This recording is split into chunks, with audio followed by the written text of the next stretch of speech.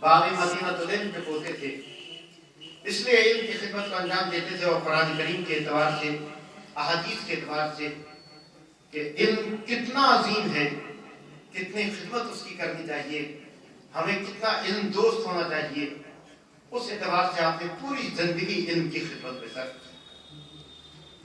اور یہی وجہ ہے کہ آپ کا لقب باقر العلوم ہو، علم کی گتھیاں سلجھانے والے، علم کی خدمت کرنے والے، علم کو وسیع کرنے والے، علم کو پھیلانے والے۔ اور عام طور سے جو علم دنیاوی اعتبار سے دیکھا جاتا ہے، جسے کسب علم کہا جاتا ہے، کسب فیض کہا جاتا ہے، تو آپ کا علم اس سے مابرا تھا، اس لیے کہ یہ کسب فیض کرنے والے نہیں تھے، علم کو کسب کرنے والے نہیں تھے، بلکہ ان کا علم وحی تھا، اللہ کی جانب سے ان کو علم عطا کیا گیا تھا، کیونکہ قرآن کریم میں پروردگار نے ارشاد فرمایا کہ وما يعلم الا اللہ وما يعلم تعویلہ الا اللہ والراسخون فی العلم، قرآن کی تعویل کو سوائے اللہ کے اور ان افراد کے کوئی نہیں جانتا کہ جو علم میں اترے ہوئے ہیں۔ دیکھیں، علم حاصل کرنا اور ہوا کرتا ہے،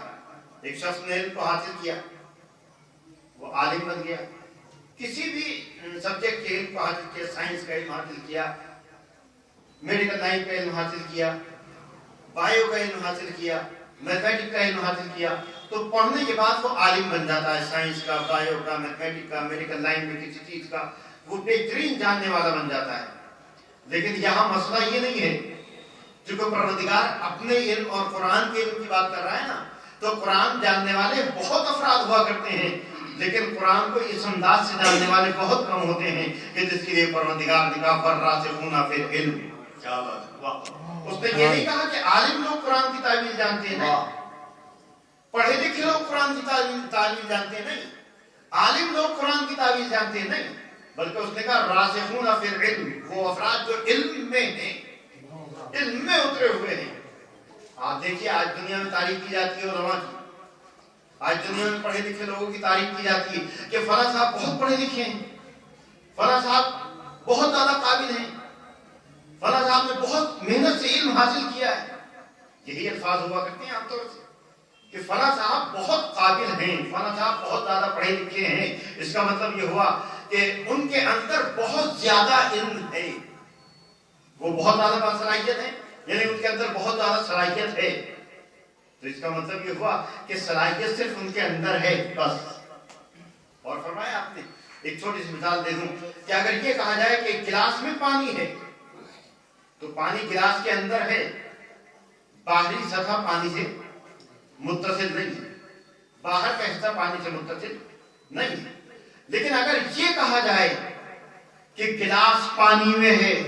تو پھر گلاس کا اندر کا حصہ بھی پانی سے متصل ماننا پڑے گا، گلاس کے باہر کا حصہ بھی پانی سے متصل ماننا پڑے گا۔ اللہ نے یہ نہیں کہا کہ ان کے اندر علم ہے، کیوں؟ اس لیے کہ اگر وہ یہ کہہ دیتا کہ ان کے اندر بہت زیادہ علم ہے تو اس کا مطلب یہ ہوا کہ صرف ان کے اندر کا حصہ علم سے متصل ہے۔ اس نے یہ نہ کہتے ہوئے آواز دی والراسخون فی العلم، وہ تعبیر قرآن سے واقف ہیں جو علم میں اترے ہوئے ہیں، ان کا اندرونی حصہ بھی علم سے متصل ہے، بیرونی۔ سبحان اللہ، سبحان اللہ، یہ نہیں فرمایا، اس نے کہا وَمَا يَعْلَمُ تَعْوِيلَهُ إِلَّا اللَّهُ وَالرَّاسِخُونَ فِي الْعِلْمِ، قرآن کی بات ہو رہی ہے، تعبیر قرآن کی بات ہو رہی ہے، پروردگار کے علم کی بات ہو رہی ہے۔ اگر یہ کہتا کہ بس میں ہی جاننے والا ہوں، کوئی جاننے والا نہ ہے، نہیں ہے، تو پھر بہت بڑا مسئلہ یہ کھڑا ہو جاتا کہ آخر دنیا میں علم کیسے پھیلایا جائے، علم کی کیسی وسعت ہو۔ لہذا پروردگار نے بڑی حکیمانہ انداز سے اس آیت کو نازل کیا وَمَا يَعْلَمُ تَعْوِيلَهُ إِلَّا اللَّهُ وَالرَّاسِخُونَ فِي الْعِلْمِ، کہ میں اور میرے ساتھ ساتھ وہ افراد تعبیر قرآن سے واقف ہیں کہ جو علم میں اترے ہوئے ہیں، اور واقعا اب جو ان کے علم کا اندازہ کیا تو پھر دنیاوی علوم حاصل کرنے والے وہ ہیں کہ جو کسب علم کرتے ہیں، کسی کے سامنے ذانب ادب کو طے کر کے بیٹھتے ہیں، طے کرتے ہیں، پھر علم حاصل کرتے ہیں۔ لیکن جب ان کا مشاہدہ کیا تو معلوم یہ ہوا کہ جو علم اللہ کے پاس ہے وہی علم ان کو وہب کیا گیا۔ واہ واہ، بہت سی چیزیں، بہت سی معلومات، بہت سے سوالات پوچھنے والے پوچھا کرتے تھے۔ ایک مرتبہ امام سے معلوم کیا گیا، اور وہ بھی اس کنڈیشن میں،